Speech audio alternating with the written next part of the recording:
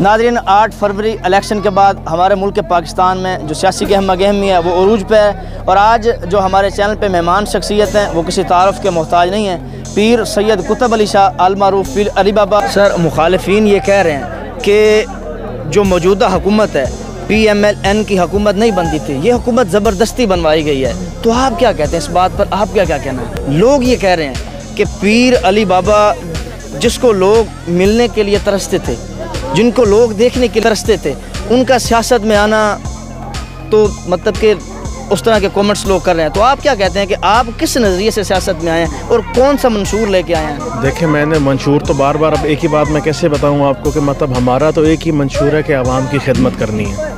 आप क्या कहते हैं, आपकी शिकस्त की क्या वजह है?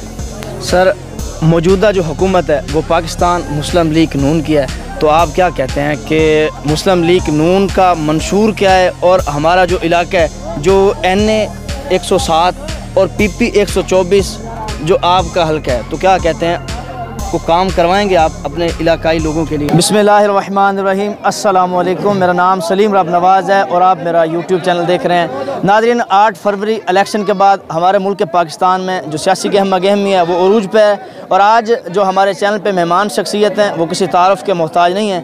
पीर सैयद कुतुब अली शाह अल मारूफ पीर अली बाबा जो PP 124 से उम्मीदवार थे सूबाई असम्बली के, और अनफॉर्चुनेट्स ये दूसरे नंबर पर हैं। लेकिन आज हम इनसे बातचीत करते हैं। अस्सलाम वालेकुम।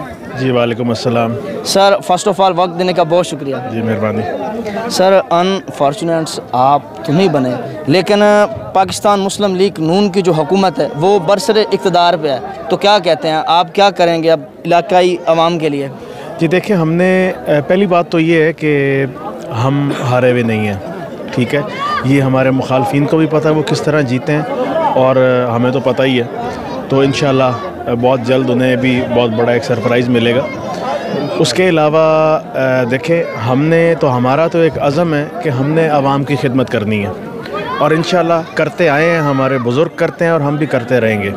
और जितनी इस हलके की आवाम की हमने खिदमत की है या जो तरक्याती मंसूबे यहाँ पे हम लेके आए हैं, तो पाकिस्तान की तारीख़ में जो मेरा जो 2-2.5 साल दौर जो हमारा दौरे इक़्तिदार रहा, उसमें वो पाकिस्तान की तारीख़ का सबसे ज़्यादा जो यहाँ पे तरक्याती मंसूबे आए हैं वो उस दौर में आए हैं। और अगर इनको जो हमारे मुखालफिन थे, जो इन्होंने कोई थोड़ा बहुत जो इन्होंने डेवलपमेंट करवाई थी, वो वही थी जो इन्होंने हमारे ही पुराने जो बाक़ियात थी ना, ये वही उन्होंने लगाए थे और उन्होंने हमारे मंसूबों के ऊपर अपनी तख्तियाँ लगा के अपना नाम दिया।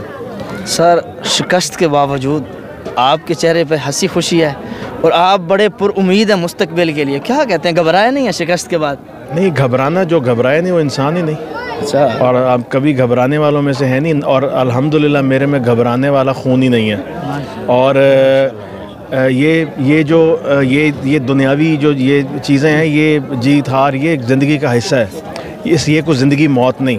अगर आप हमारे मुखालफिन की तरफ देखें तो उनकी शक्लें ऐसी बनी हुई हैं, मतलब हम हार के भी जीते हुए और वो जीत के भी हारे हुए हैं। तो क्यों उनके चेहरों पे इतनी मायूसी क्यों है?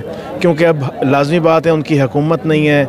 अब उनको वो क्या नाम है, फ़ंड्स में जो फ़ंड्स आएंगे उनमें से उनको कमीशन नहीं मिलेगा, वो नौकरियां नहीं बेच सकेंगे।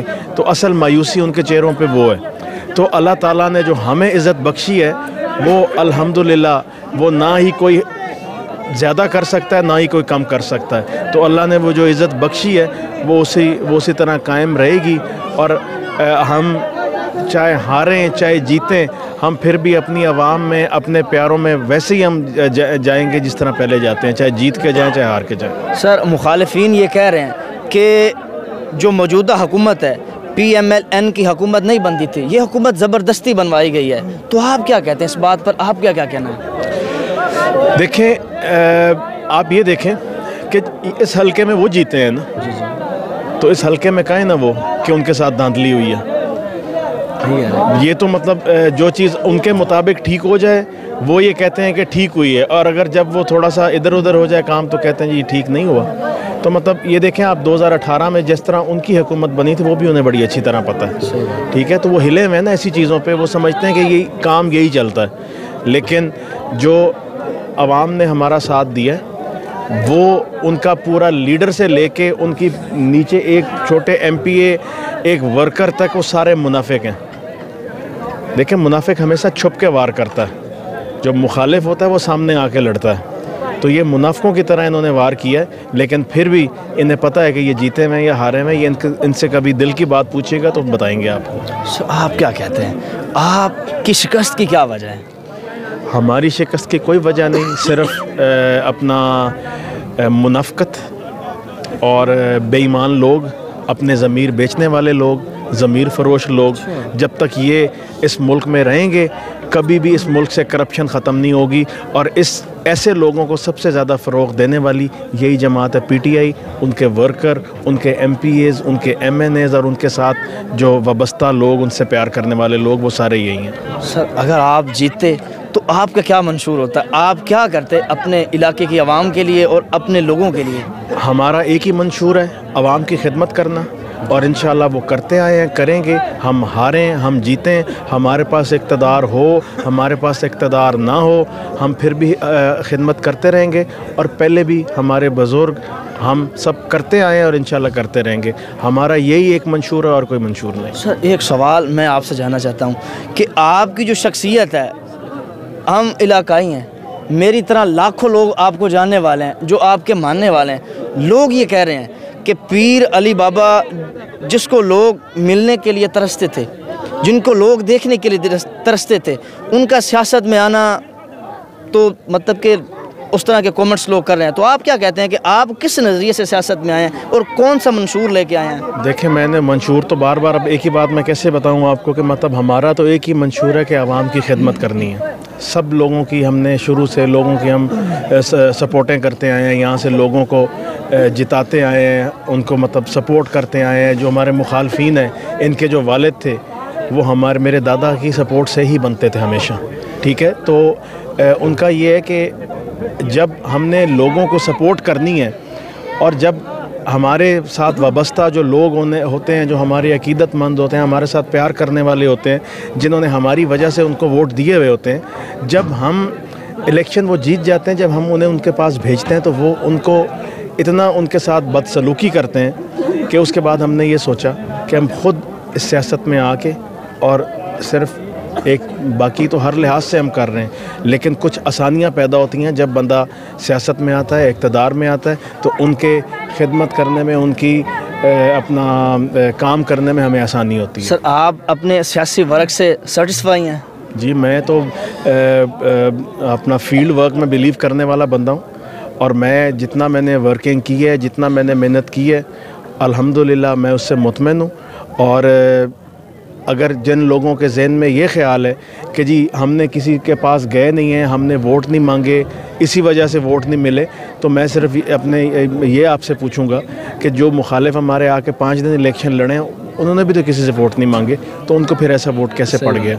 ये कोई साइलेंट वोटर नहीं था, ये कोई साइलेंट वोट नहीं था, ये जो था वो उन्हें बहुत अच्छी तरह पता है। अगर वो साइलेंट वोट होता या जो था तो हमारे इलाके में क्यों नहीं था? सर, मौजूदा जो हुकूमत है वो पाकिस्तान मुस्लिम लीग नून की है, तो आप क्या कहते हैं कि मुस्लिम लीग नून का मंशूर क्या है? और हमारा जो इलाका है, जो NA 107 और PP 124 जो आपका हल्का है, तो क्या कहते हैं, को काम करवाएंगे आप अपने इलाकाई लोगों के लिए? तो क्यों नहीं करवाएंगे, जब हुकूमत पाकिस्तान मुस्लिम लीग की बनी है और मतलब इंशाल्लाह हम उसी का हिस्सा हैं। और जब हमें मौका मिला है, हमने उनकी खिदमत की है, आवाम की करते रहेंगे।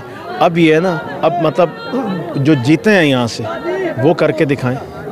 चलें sir, thank you very much, जो आपने अपने कीमती ख्यालात का इजहार अपने चैनल पे किया। तो नाज़रीन, हमने सर से बात की और सर ने अपने ख्यालात का इजहार किया। अपने मेज़बान सलीम राब नवाज़ को दीजिए और देखते रहे मेरा यूट्यूब चैनल। अल्लाह हाफ़िज़।